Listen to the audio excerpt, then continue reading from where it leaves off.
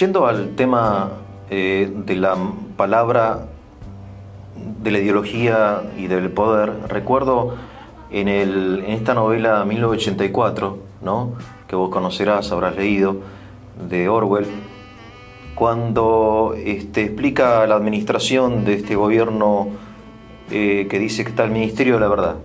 El Ministerio de la Verdad, que el Ministerio de la Paz, que el Ministerio de Guerra, el Ministerio de la Abundancia, que están todos pobres, ¿no?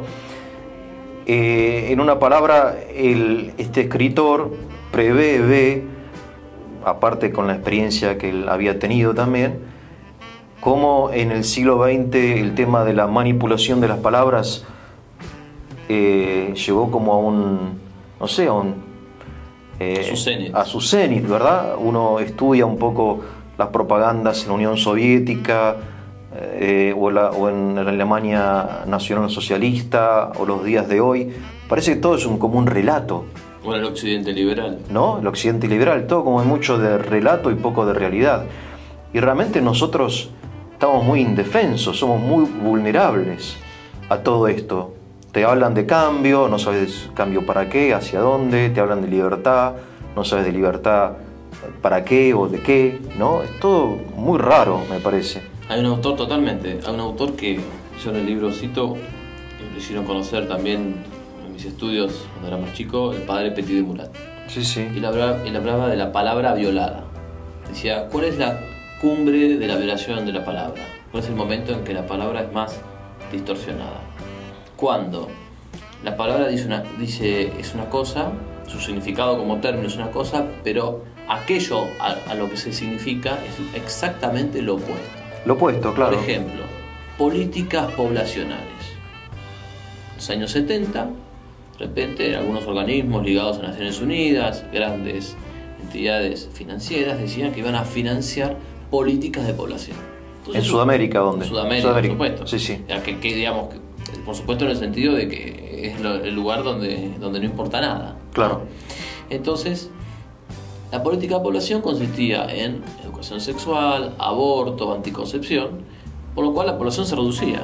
Ahora mira vos, la política de población no consistía en aumentarla, sino o cuidarla, no despoblar. Exactamente, pero claro, la palabra dice una cosa, en la realidad hay otra. Por eso está lo que decías vos al principio en el último bloque. Sí, sí. El término y la cosa. La cosa debe ser el norte del término y el término debe adecuarse a la cosa.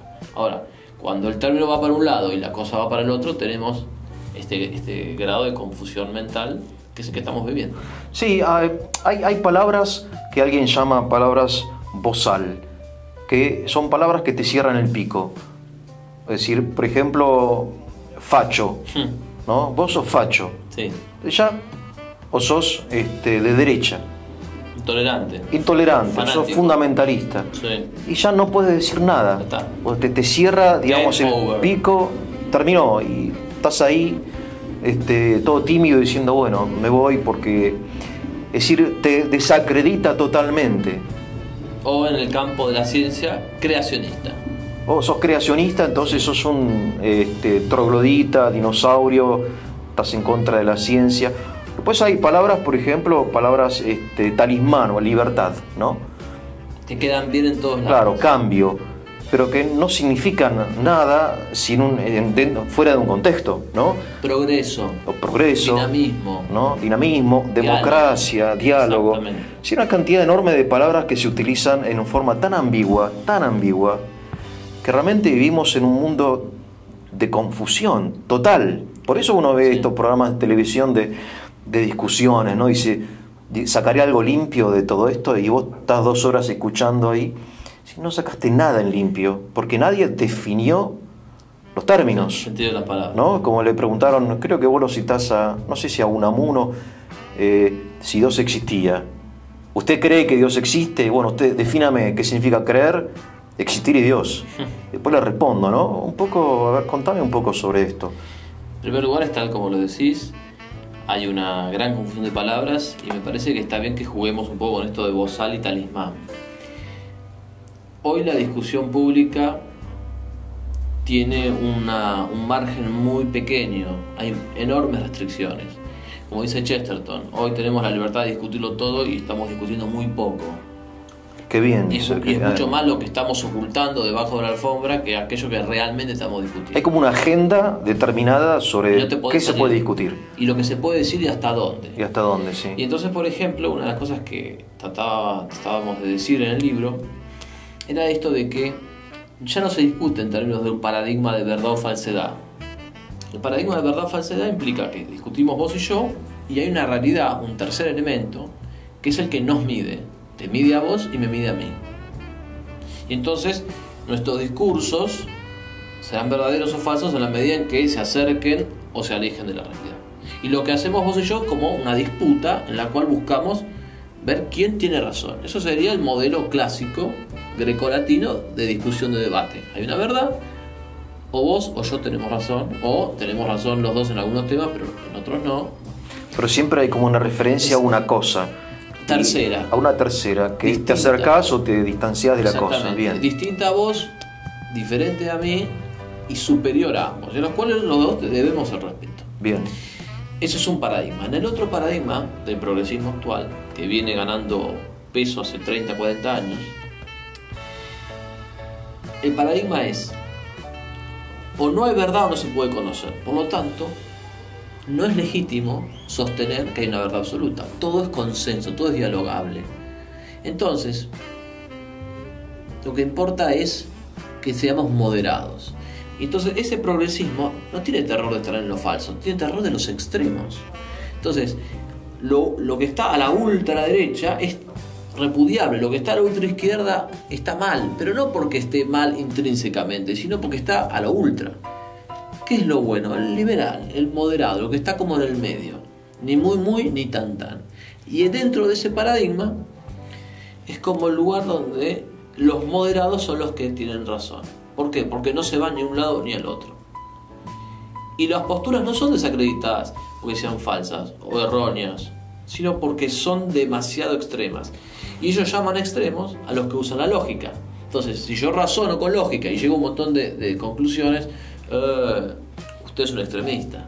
Ahora, para poner un ejemplo, vos y yo somos médicos y tenemos un paciente que tiene una enfermedad, un cáncer, ¿no? Entonces vos me decís que tal cáncer y yo te digo que no es un cáncer, vos me decís que sí es un cáncer. Ese es, digamos, el paradigma tradicional y del sentido común, porque llamarlo tradicional parece que no es suficiente, es el sentido común. Una persona que está enferma y dos médicos discuten acerca de la enfermedad de esa persona, siempre entendiendo que es una enfermedad que está fuera de mí, que es algo objetivo, una realidad, ¿sí?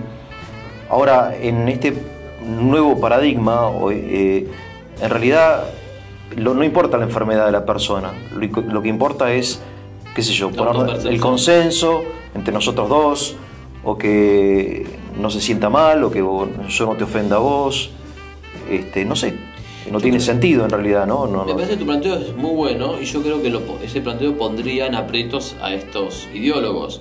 El tema de las enfermedades es un tema que a ellos les cuesta digerir, porque con la dureza de la realidad, la realidad es dura, digamos. Claro, el dolor de la enfermedad es demasiado fuerte como para decir que es una mera proyección, una mera autopercepción. Pero no creo que van a tardar en llegar esos, sofistas que van a intentar tergiversar incluso el concepto de salud física del cuerpo. Pero, por ejemplo, esto ya está tergiversado en el concepto de salud mental.